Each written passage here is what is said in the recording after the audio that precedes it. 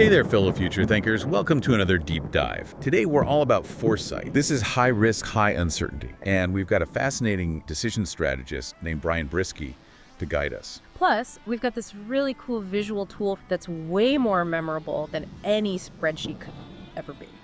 So let's jump right in. What do we actually mean when we say risk and uncertainty and we get the two confused? They're not the same thing, are they? In this deep dive, we're going to explore the critical difference between those two. And, I'm telling you, once you see it, you can't unsee it. Brisky defines risk as the product of probability. So, how likely something is to actually happen and impact. So, how big of a deal it is if it doesn't happen. Exactly. Yeah. It's kind of like, when you are choosing a route for your commute, maybe there's a chance of hitting traffic on one road. And then if you do, you're going to be super late for a really important meeting. So the likelihood of that traffic, that's the probability. And then the impact is how late you're going to be, how much trouble are you going to be in. Right. Makes total sense. So that's risk. Yeah. But then we have uncertainty. What is that? Brisky breaks it down into obscurity, which basically just means that we are missing crucial information. Yeah. And then ambiguity, where the information we do have, it could mean any number of things. It could mean a lot of different things. Yeah, it's not clear. This is where it gets really, really interesting, I think. This is the kind of uncertainty where it's almost impossible to even predict probabilities. It's not just like a missing puzzle piece. This is like trying to put together a puzzle, but you don't even know what the picture's supposed to be. It's that feeling of we don't know what we don't know. Precisely. Okay. So we've got risk, we've got uncertainty, which sounds terrifying. Yeah. So to kind of navigate all of this, all these murky waters, well, luckily Brisky gives us really useful framework. I love this. Yeah. It uses these really memorable animal metaphors to kind of illustrate all the different combinations of risk and uncertainty you can have. And I think it makes it so much easier to wrap your head around. Yeah, it's incredibly effective. That is what I find so relevant to Brisky's work on strategic planning and foresight. Let's start with the first quadrant here. This is the white elephant. Low risk, low uncertainty. So these are those really big, obvious problems. Everybody knows about them. We may not know exactly how it will unfold, but we can generally understand the probability of it happening and the potential fallout. Okay. Everybody can see it coming. It's right there. The big elephant in the room. Exactly. Okay. So we've got the white elephant. What's the next one on our matrix here? Right. So then we have the gray rhino, and this is high risk, low uncertainty. Okay. So this one's much trickier. Okay. This is the one where we might get glimpses of it. We might see it out of the corner of our eye.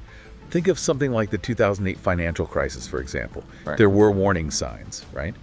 But the complexity and all the interconnectedness of the entire financial system made it really, really hard to pinpoint what the risks were and how it would all play out. Yeah, that makes sense. So we kind of know it's there, but we don't really know what it's going to do. Exactly.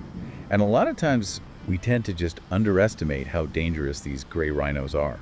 We'd rather just ignore them and hope they go away. Exactly. Out of sight, out of mind. Okay, so you've got the white elephant, the gray rhino. What about Chicken Little? Right. So Chicken Little is low risk, high uncertainty. Okay. So this is the one where, it might cause a little bit of a stir, but the impact's really minimal. It's not a big deal. It could be like a minor production delay. Okay. It's something we understand really, really well. It's not a major threat. So it's like a near miss, but not a catastrophe? Exactly. Yeah, okay. Okay, so we've had 3. What's our last one? All right. So last but not least, the black swan. Okay, the black swan. The black swan. So this is high risk, high uncertainty. This is the one that really blindsides us. Because of those mixed signals and that really, really high uncertainty, these are the events that are totally unexpected. We often don't understand them well at all, and they can be potentially devastating. Okay. Think of some historical examples. Something like the fall of the Berlin Wall or the 9/11 attacks. Right. These weren't on anybody's bingo card. Exactly. Okay, so according to Brisky, we've got our white elephant, our gray rhino, our Chicken Little, and our black swan. I'm already starting to think about things in my life that kind of fit into these categories, but how does this actually help us make decisions? How does this animal matrix actually help us in the real world? Brisky, he makes a really interesting point. He focuses on understanding which animal we're dealing with, right? Okay. Because once we know that, then we can apply the right tools, the right strategies to that particular animal. Mistaking uncertainty for risk can be disastrous. Yeah. Like it's It's like using a wrench when you need a screwdriver. precisely. Yeah. You're going to run into some trouble. Imagine you're a business leader, right? Yeah. And you're facing this new disruptive technology. Like, let's say something that could totally change how your entire industry operates. Right. They might mistake this gray rhino Okay. with its uncertain trajectory, all that potential impact. They might mistake that for a white elephant, like a predictable economic downturn. Okay. But if they do that, if they misclassify it, that could lead them to rely on like outdated strategies, misjudge how urgent the situation is, and ultimately, they could lose their competitive edge. But if they recognize it for what it is, if they recognize, hey, this is a gray rhino, then they can approach the situation with a lot more agility. They can explore a wider range of potential responses. Right. So it's about adapting our approach based on like the nature of the challenge. Right? Exactly. Okay. Yeah, and that's really the heart of why this distinction matters. Yeah. This has been incredibly insightful. I feel like I have some new tools in my toolkit now to kind of assess situations that I'm facing. So as we wrap up here, what's like one key takeaway that you really want our listeners to remember from this whole conversation?